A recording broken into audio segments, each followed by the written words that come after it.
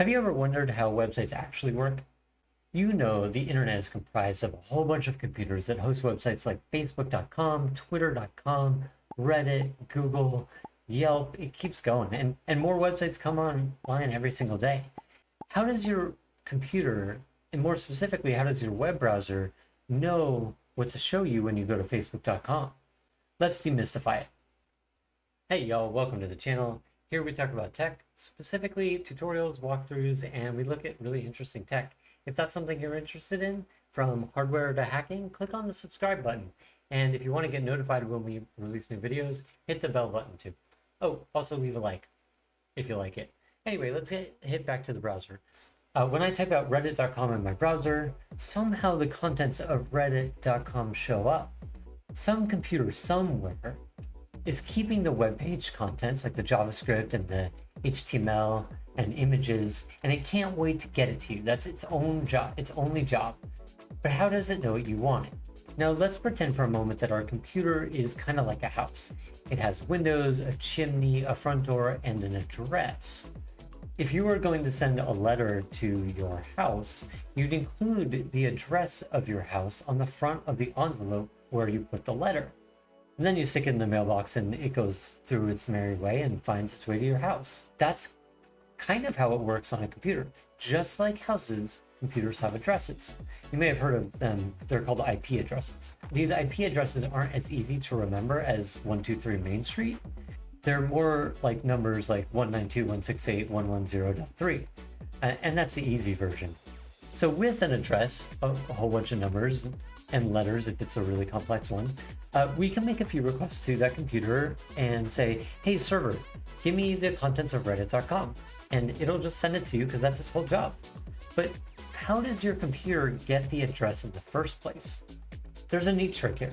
To explain it, let's go back to the house analogy.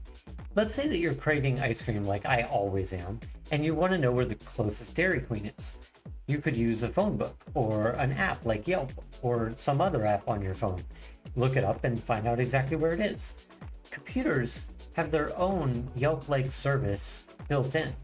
This is called the Domain Name Service, or DNS for short. If your computer doesn't already know where reddit.com is, it'll make a request to one of these DNS servers, one of these domain name service servers somewhere, and there are quite a few of them known, and you can run one yourself if you really wanted to. And it'll ask, hey, do you know where reddit.com is? If that DNS server does know where reddit.com is, it'll just send it back to you, and your computer will now have the address, those numbers, and it can make a request to the computer that is hosting reddit.com. But if it doesn't know where reddit.com is, it can ask its friends, other DNS servers, if they know where reddit.com is. And if they don't know where reddit.com is, they can go out and ask other DNS servers if they know where reddit.com is.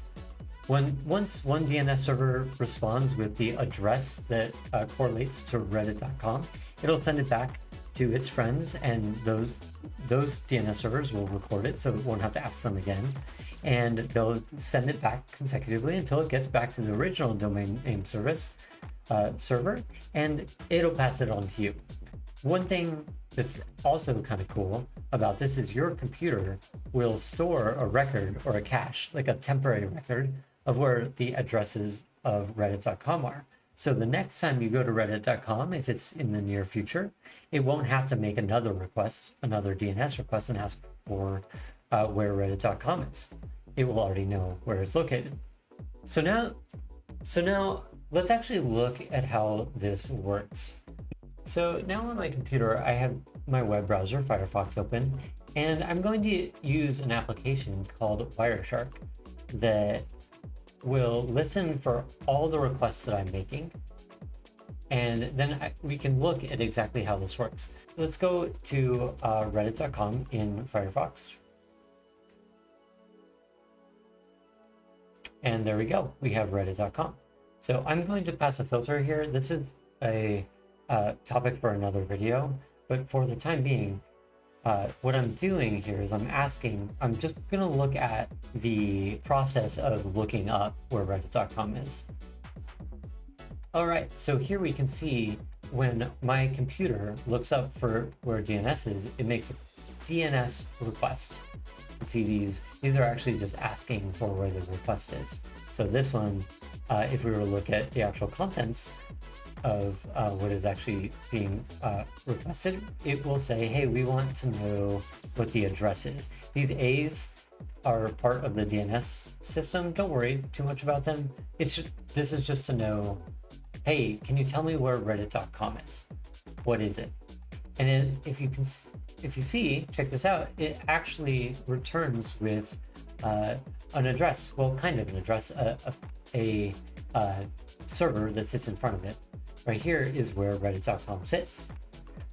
And then now that my computer has the IP address 151.101, numbers are hard, then it goes and makes a request to the web browser.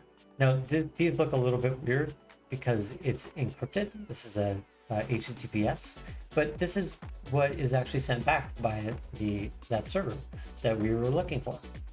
So now you know how your computer gets access to reddit.com's HTML and Yelp and Facebook and Google and all that information. And you don't have to remember those numbers. You can just remember the name. Instead of typing 151.171.1001, you can just type google.com or reddit.com. Now that you know how your computer got you to YouTube, maybe click on the subscribe button or the like button and leave a comment below. Let me know if you learned something here today.